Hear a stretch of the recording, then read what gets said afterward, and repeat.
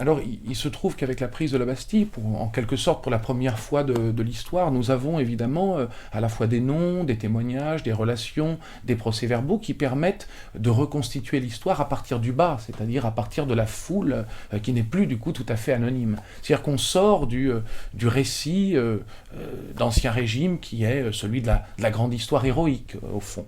Alors, j'ai essayé de m'en tenir, en fait, justement, principalement à ces récits ou à ces témoignages qui avaient été écartés ou méprisés aussi.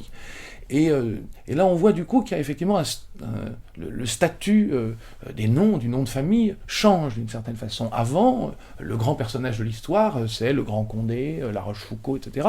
Tout à coup, il y a une sorte, j'appelle ça dans le livre, une sorte de bottin de la Bastille, c'est-à-dire une succession de noms de familles apparaissent, qui sont des noms que nous connaissons, au fond, qui sont les noms du peuple, au fond, les noms plébéiens qui vont petit à petit précisément envahir l'espace public.